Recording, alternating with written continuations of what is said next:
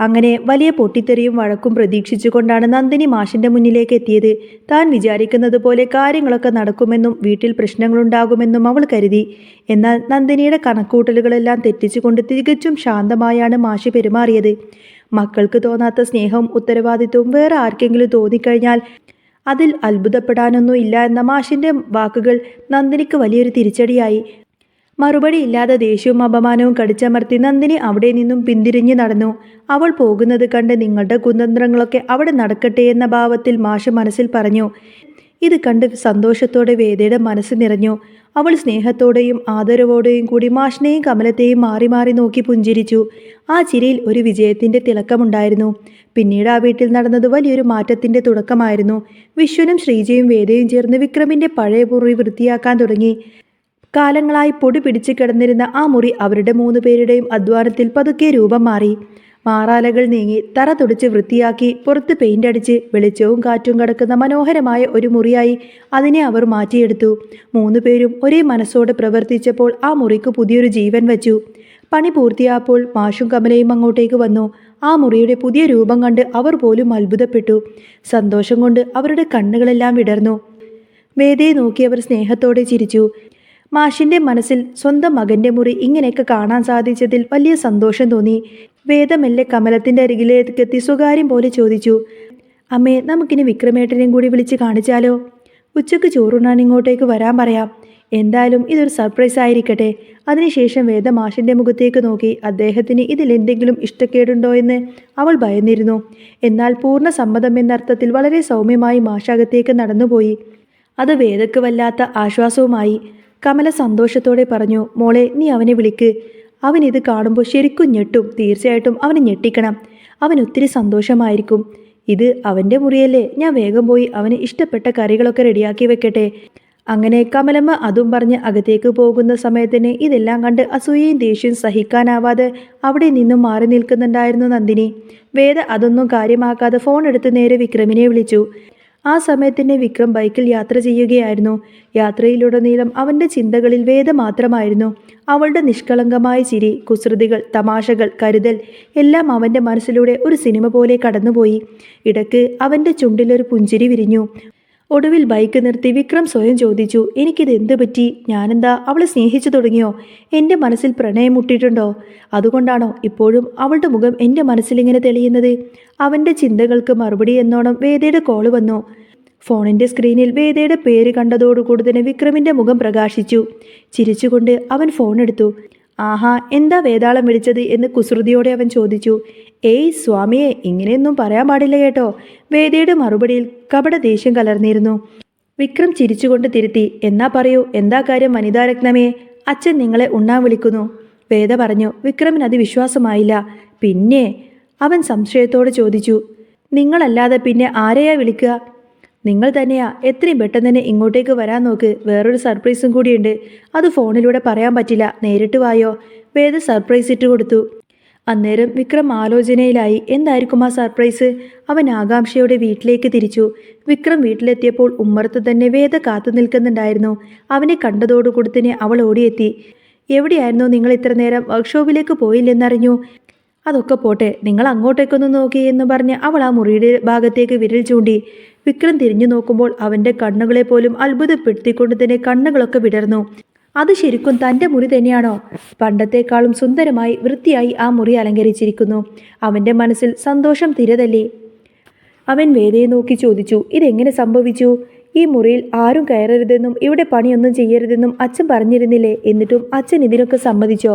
വേദ ചിരിച്ചുകൊണ്ട് പറഞ്ഞു, അച്ഛൻ്റെ മനസ്സ് നിങ്ങൾക്കറിയില്ല, പക്ഷേ എനിക്ക് ആ മനസ്സ് നന്നായിട്ടറിയാം. വിക്രം സന്തോഷത്തോടെ മുറിയിലേക്ക് കയറി ചുറ്റും നോക്കി. MLA വാസവൻ തീയിട്ട ആ മുറിയുടെ പഴയ ഓർമ്മകൾ അവനെ വേദനിപ്പിച്ചിരുന്നു. എന്നാൽ ഇപ്പോൾ ആ മുറി സ്വർഗം പോലെ തനിക്ക് തോന്നി. എന്നാലും നീ അച്ഛനെ കൊണ്ട് ഇതെങ്ങനെ സംഭവിച്ചു എന്ന് വീണ്ടും അത്ഭുതത്തോടു കൂടെ തന്നെ വിക്രം വേദയോട് ചോദിച്ചു. ശ്രീജേച്ചിയുടെ പുതിയ ബിസിനസ് ഇവിടെ തുടങ്ങാമെന്ന് പറഞ്ഞാണ് ഞാനിത് സമ്മതിപ്പിച്ചത്. ബിസിനസ് ചെയ്യാൻ ഒരു മുറി ഏതായാലും വേണമല്ലോ. പിന്നെ അച്ഛൻ അങ്ങനെ വിലക്കിയെങ്കിലും നിങ്ങൾക്കിത് നേരത്തെ തന്നെ ചെയ്യാമായിരുന്നു എന്നും വേദ പറഞ്ഞു. എന്താ വിക്രമിന് സന്തോഷമായോ എന്ന് വേദ ചോദിച്ചു. അന്നേരം ഒരു പുഞ്ചിരിയോടുകൂടി തന്നെ വിക്രം പറയുന്നുണ്ട്, ഒത്തിരി സന്തോഷമായി. ഈ മുറിയിലേക്ക് കയറുമ്പോൾ പഴയ ദുരന്തങ്ങൾ ഓർമ്മ വരുമായിരുന്നു. ഇപ്പോൾ അതെല്ലാം മാറി വലിയ ആശ്വാസം തോന്നുന്നു എന്ന് വിക്രം വികാരഭരിതനായി പറഞ്ഞു. പിന്നീട് എല്ലാവരും ചേർന്ന് ഭക്ഷണം കഴിച്ചു. വിക്രമിന് അച്ഛൻ ഭക്ഷണം വാരി നൽകിയത് കണ്ടപ്പോൾ വിക്രമിന് മാത്രമല്ല കണ്ടു നിന്ന എല്ലാവർക്കും വളരെയധികം സന്തോഷമായി. വിശ്വന്റെ പെരുമാറ്റത്തിലുണ്ടായ മാറ്റം വിക്രമിന് അത്ഭുതമായിരുന്നു. ഭക്ഷണം കഴിഞ്ഞ് എല്ലാവരും സന്തോഷത്തോടെ സംസാരിച്ചിരുന്നു. എന്നാൽ നന്ദിനി മാത്രം അസൂയയോടെ ഇതെല്ലാം തന്നെ നോക്കി നിന്നു. രാത്രിയിൽ മുറിയിൽ പെയിന്റ് അടിക്കാൻ വിക്രമും കൂടി. വിശ്വനും വിനായകനും വിക്രമും ചേർന്ന് കട്ടിലുകൾ മാറ്റുകയും പെയിന്റ് അടിക്കുകയും ചെയ്തു. അവർക്കിടയിൽ ഒരു പുതിയ സ്നേഹബന്ധം രൂപപ്പെടുകയായിരുന്നു. പണികൾക്കിടയിൽ മാഷ് അങ്ങോട്ടേക്ക് വന്നു നോക്കി. നന്ദിനി വെറുതെ നിൽക്കുന്നത് കണ്ട് മാഷ് ചോദിച്ചു, നന്ദിനി മാത്രമെന്താ ഇവിടെ വെറുതെ നിൽക്കുന്നത്? ആ തറയെങ്കിലും ഒന്ന് വൃത്തിയാക്കിക്കൂടെ? ഇത് കേട്ട ഉടനെ തന്നെ വേദ ഒരു ചൂലെടുത്ത് നന്ദിനിയുടെ കയ്യിലേക്ക് അങ്ങ് വെച്ചു കൊടുത്തു. നിവൃത്തിയില്ലാതെ ദേഷ്യം കടിച്ചമർത്തി നന്ദിനി ഏതായാലും തറയെല്ലാം അടിച്ചുവാരി. വിക്രമും വേദയും ചിരിച്ചുകൊണ്ട് തന്നെ അത് നോക്കി നിൽക്കുകയായിരുന്നു. അന്ന് രാത്രി തൻ്റെ ജീവിതത്തിലുണ്ടായ മാറ്റങ്ങളെക്കുറിച്ചെല്ലാം വിക്രം ചിന്തിച്ചപ്പോഴാണ് വേദ അവിടേക്ക് വന്നത്. ഇന്ന് നിങ്ങൾക്ക് സന്തോഷമുള്ള ദിവസമാണെന്ന് എനിക്കറിയാം. മാറാല പിടിച്ച് കിടക്കുന്ന ഈ മുറി ഇപ്പോൾ വെളിച്ചമുള്ളതായി മാറിയല്ലേ? ഇതുപോലെ നിങ്ങളുടെ ജീവിതവും മാറണം. ആ പഴയ വിക്രമിൽ നിന്നും പുതിയൊരു വിക്രമിലേക്ക് മാറണം. അതിന് നിങ്ങൾ എൻ്റെ കൂടെ നിൽക്കണം, വേദ പറഞ്ഞു. വിക്രം ചോദിക്കുന്നത്, നീ എന്താ ഉദ്ദേശിക്കുന്നത്? അതെ, ഞാൻ ഇന്നലെ പറഞ്ഞ കാര്യങ്ങളൊന്നും നിങ്ങൾ മറന്നിട്ടില്ലല്ലോ. എന്നിട്ടും നിങ്ങൾ ശ്രീകാര്യം ശ്രീനിവാസനുമായിട്ട് അടുപ്പം തുടരുന്നു. അയാളാണ് എല്ലാ ചതിക്കും പിന്നിൽ, വേദ ഓർമ്മിപ്പിച്ചു. എന്നാൽ വിക്രം അത് സമ്മതിച്ചില്ല. നീ കരുതുന്നത് പോലെയൊന്നുമല്ല കാര്യങ്ങൾ വേദേ. വിനായകൻ ചേട്ടനാണ് അച്ഛൻ്റെ ബാഗിൽ അന്ന് അത് വെച്ചത് എന്ന കാര്യമൊന്നും തന്നെ ശ്രീനിവാസൻ സാറിന് അറിയില്ലായിരുന്നു. സാർ ഒരിക്കലും കള്ളം പറയില്ല. വിക്രം വീണ്ടും ശ്രീനിവാസനെ ന്യായീകരിക്കാൻ ശ്രമിച്ചു. വേദ വിട്ടുകൊടുത്തില്ല. നിങ്ങൾക്കതൊക്കെ മാറ്റാൻ പറ്റുമായിരിക്കും, പക്ഷേ എനിക്കതിന് പറ്റില്ല. നിങ്ങൾ നിരപരാധിയാണ് എന്നും യഥാർത്ഥ പ്രതി ആരാണെന്നും ഞാൻ തെളിയിക്കും. അച്ഛന് വേണ്ടിയാണ് നിങ്ങൾ കുറ്റം ഏറ്റെടുത്തതെന്ന സത്യം ഞാൻ അച്ഛനോട് പറയും. ശ്രീകാര്യം ശ്രീനിവാസൻ സാറിൻ്റെ യഥാർത്ഥ മുഖം ഞാൻ വലിച്ചു കീറും, വേദ ദേഷ്യത്തോടു കൂടെ പറഞ്ഞു. വിക്രം ദേഷ്യത്തോടെ ചോദിക്കുന്നുണ്ട്, മാലയിട്ടതോടെ എൻ്റെ ജീവിതത്തിൽ കുറച്ച് സമാധാനം വന്നിട്ടുണ്ട്, ഇനിയിപ്പോൾ അത് നശിപ്പിക്കണോ? അന്നേരം വിക്രം ചോദിക്കുന്നത്, നിങ്ങൾ ശ്രീനിവാസൻ സാറുമായിട്ടുള്ള ബന്ധം ഉപേക്ഷിക്കാമെന്ന് എനിക്ക് വാക്ക് തരാൻ പറ്റുമോ? അന്നേരം വിക്രം ഒന്നും മിണ്ടാതെ മൗനം പ്രാപിച്ചു. അതൊരിക്കലും നടക്കുമെന്ന് അവൻ ഉറപ്പില്ലായിരുന്നു. വേദ പറയുന്നുണ്ട്, എന്നാൽ ശരി, സത്യങ്ങൾ നിങ്ങളുടെ മുന്നിൽ വെളിപ്പെടുന്ന ഒരു ദിവസം വരും. അന്ന് നിങ്ങൾ തന്നെ അയാളെ തള്ളി പറയും, വേദ ഉറച്ച സ്വരത്തിൽ പറഞ്ഞു. എന്നാൽ വേദയുടെ വാക്കാണോ അതോ ശ്രീനിവാസൻ സാറിൻ്റെ വാക്കാണോ വിശ്വസിക്കേണ്ടത് എന്നറിയാതെ ആകെ അതിനെപ്പറ്റി ചിന്തിച്ച് നിൽക്കുമായിരിക്കും വിക്രം. പിറ്റേന്ന് രാവിലെ അപ്രതീക്ഷിതമായിട്ടാണ് അച്ചമ്മ വീട്ടിലേക്ക് എത്തിയത്. വേദ ഓടിച്ചെന്ന് അച്ചമ്മയെ കെട്ടിപ്പിടിച്ചു. ഇവിടുത്തെ വിശേഷങ്ങളൊക്കെ കമലം എന്നെ വിളിച്ചു പറയാറുണ്ട്, അച്ചമ്മ പറഞ്ഞു. അന്നേരം വിക്രം മാലയിട്ടതും വിക്രം ഇപ്പോൾ അമ്പലത്തിൽ പോയിരിക്കുകയാണ് എന്നുള്ള കാര്യങ്ങളെല്ലാം തന്നെ വേദ മുത്തശ്ശിയെ അറിയിച്ചു. അച്ചമ്മ പറയുന്നുണ്ട്, അവൻ മാലയിട്ടതും നീ അവനെ കൊണ്ട് ഇടിയിപ്പിച്ചതും അവൻ്റെ മാറ്റങ്ങളെല്ലാം തന്നെ ഞാൻ അറിഞ്ഞു മോളെ. നീ ഇനി ഒരിക്കലും അവനെ കൈവിടരുത്, അച്ചമ്മ വേദയെ ഉപദേശിച്ചുകൊണ്ട് പറഞ്ഞു.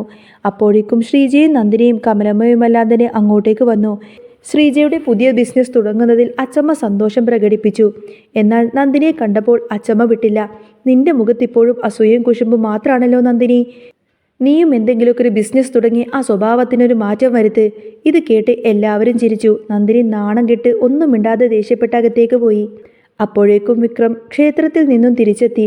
ചന്ദ്രവും മാലയിട്ട് പ്രസന്നമായി നിൽക്കുന്ന വിക്രമിനെ കണ്ടപ്പോൾ അച്ചമ്മക്ക് തൻ്റെ പഴയ വിക്രമിനെ തിരിച്ചു കിട്ടിയതുപോലെ തോന്നി. ഇപ്പോഴാ നീ ശരിക്കും എൻ്റെ വിക്രമായത്, അച്ചമ്മ അവനെ കെട്ടിപ്പിടിച്ചുകൊണ്ട് പറഞ്ഞു. പിന്നീട് അച്ചമ്മ വേദയോട് പറഞ്ഞു, വിക്രമിൻ്റെ കണ്ണുകളിൽ ഇപ്പോൾ മോളോടുള്ള സ്നേഹം മാത്രമേ ഉള്ളൂ. ഇനി അച്ഛനെയും മകനെയും തമ്മിൽ അടുപ്പിക്കണം. അതിനുള്ള വഴികൾ ഞാൻ പറഞ്ഞു തരാം. അങ്ങനെ അച്ചമ്മ വേദയോട് വിക്രമിനെ മാറ്റിയെടുക്കാനുള്ള കാര്യങ്ങളൊക്കെ സംസാരിച്ചു. അങ്ങനെ അച്ചമ്മ വിക്രമിനെ എങ്ങനെയെങ്കിലും വേദയെക്കൊണ്ട് മാറ്റിയെടുപ്പിക്കാന്നുള്ള രീതിയിലൊക്കെ സംസാരിച്ചു. അന്ന് ശ്രീജയുടെ പിറന്നാൾ ദിവസമായിരുന്നു. വേദയും അച്ചമ്മയും ചേർന്ന് അത് ശരിക്കും ഒരു സർപ്രൈസാക്കി മാറ്റി. ഉറങ്ങിക്കിടക്കുന്ന ശ്രീജയെ വിളിച്ചുണർത്തി അവർ കേക്ക് മുറിച്ച് ആ ഒരു ബർത്ത്ഡേ ആഘോഷിച്ചു. ശ്രീജയ്ക്ക് അത് വലിയ സന്തോഷമായി. ആ വീട് ഒരു ഉത്സവം പോലെയായി മാറി. വിക്രം അന്ന് രാത്രി ഉറങ്ങിയത് വലിയ സമാധാനത്തോടെയാണ്. തൻ്റെ ജീവിതത്തിലെ ഈ നല്ല മാറ്റങ്ങൾക്കെല്ലാം കാരണം വേദയാണെന്ന് അവൻ ഉറച്ചു വിശ്വസിച്ചു. പിറ്റേന്ന് രാവിലെ വിക്രമിൻ്റെ കൂടെ അമ്പലത്തിൽ പോവാൻ വേദയും ഒരുങ്ങി വന്ന വേദയെ വിക്രം കണ്ണെടുക്കാതെ നോക്കിക്കൊണ്ട് നിന്നു. ഇനി എന്നും നിങ്ങളുടെ കൂടെ ക്ഷേത്രത്തിലേക്ക് ഞാനും വരുമെന്ന് പറയാണ് വേദ. അങ്ങനെ അവരൊന്നിച്ച് ക്ഷേത്രത്തിലേക്ക് പോയി. അവിടെ വെച്ച് അവരുടെ മനസ്സുകൾ കൂടുതൽ അടുത്തു.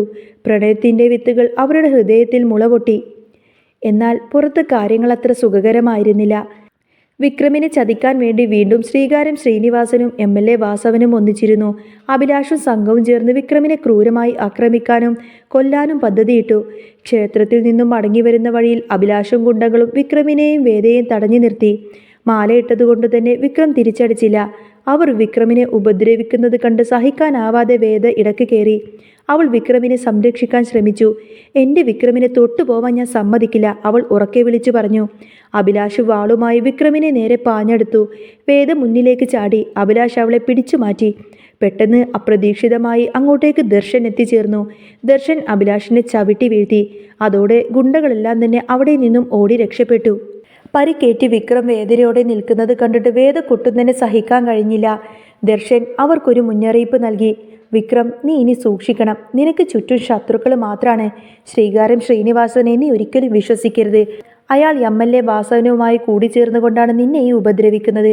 നിന്നെയാണ് അവർ ലക്ഷ്യമിട്ടിരിക്കുന്നത് എന്നുള്ള കാര്യമെല്ലാം തന്നെ ദർശൻ വിക്രമിനോട് പറയും.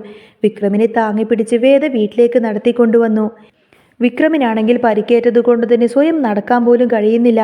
എന്നെ പിടിച്ചു നടക്കൂ വേദ, വിക്രം പറഞ്ഞു. വിക്രം അവളുടെ തോളുകളിലൂടെ കൈയിട്ട് നടക്കുമ്പോൾ വേദയുടെ കണ്ണുകളെല്ലാം തന്നെ നിറയുന്നുണ്ടായിരുന്നു. അത് കണ്ട് വിക്രമിന് ഒരു കാര്യം ബോധ്യപ്പെട്ടു.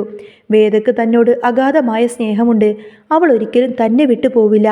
ഏതാപത്തിലും തനിക്ക് താങ്ങായി അവൾ കൂടെ ഉണ്ടാവും. വേദയുടെ തണലിൽ ഒതുങ്ങിക്കൂടാൻ വിക്രവും ആഗ്രഹിച്ചിരുന്നു. ആ ഒരു സുരക്ഷിത ബോധം അവനെ പൊതിഞ്ഞു. അങ്ങനെ അവർ വീട്ടിലേക്ക് തന്നെ നടന്നെത്തുമ്പോൾ കമലമ്മയും മറ്റുള്ളവരെല്ലാം തന്നെ അവരെ കാത്തു നിൽക്കുന്നുണ്ടായിരുന്നു. വിക്രമിന്റെ ഈ ഒരു അവസ്ഥ കണ്ടിട്ട് സുധാകരൻ മാഷിന്റെ മുഖം മാറി. വിക്രം മാലയിട്ടിട്ട് പോലും വീണ്ടും അടിപിടി വഴക്കിനൊക്കെ പോയോ എന്നൊക്കെ ചിന്തിച്ചുകൊണ്ട് തന്നെ മാഷ് ദേഷ്യപ്പെടാൻ വന്നപ്പോഴായിരിക്കും നടന്ന സംഭവങ്ങളെല്ലാം തന്നെ വേദ വിവരിക്കുന്നത്. അങ്ങനെ അച്ചമ്മയും മാഷും കമലമ്മയും എല്ലാവരും വിക്രമിന്റെ നിരപരാധിത്വം മനസ്സിലാക്കുന്നുണ്ടെങ്കിൽ പോലും വിക്രമും ശ്രീനിവാസൻ സാറിന്റെ ചതിയെല്ലാം തന്നെ മനസ്സിലാക്കുന്നുണ്ട്. വേദ പറഞ്ഞതെല്ലാം തന്നെ സത്യമാണെന്നുള്ള കാര്യം വിക്രമിന് ബോധ്യപ്പെടും. എന്നേക്കുമായി ശ്രീകാര്യം ശ്രീനിവാസൻ സാറിൽ നിന്നും വിക്രമിനെ അടർത്തി മാറ്റാമെന്ന ആ ഒരു വേദയുടെ ആഗ്രഹം പൂർത്തിയായി. ശ്രീനിവാസൻ സാറും MLA വാസവനും ചേർന്നിട്ടാണ് തന്നെ കൊല്ലാനുള്ള പദ്ധതിയിട്ടത് എന്നും ശ്രീനിവാസൻ സാർ എന്നും തൻ്റെ തകർച്ച മാത്രമേ ആഗ്രഹിച്ചിട്ടുള്ളൂ എന്നുള്ള കാര്യമെല്ലാം തന്നെ വിക്രം തെളിവ് സഹിതം തന്നെ ബോധ്യപ്പെടും വിക്രമിന്. അതോടുകൂടെ തന്നെ വേദയുടെ കൂടെ ചേർന്ന് പുതിയൊരു ജീവിതത്തിന് തുടക്കം കുറിക്കുന്ന വിക്രമിനെയാണ് കേട്ടോ ഇനി ഉടനീളം കാണാൻ സാധിക്കുന്നത്. അപ്പോൾ നിങ്ങൾക്ക് ഈ ഒരു ചാനൽ ഇഷ്ടമാവുകയാണെങ്കിൽ സബ്സ്ക്രൈബ് ചെയ്യാനും സപ്പോർട്ട് ചെയ്യാനും മറക്കല്ലേ.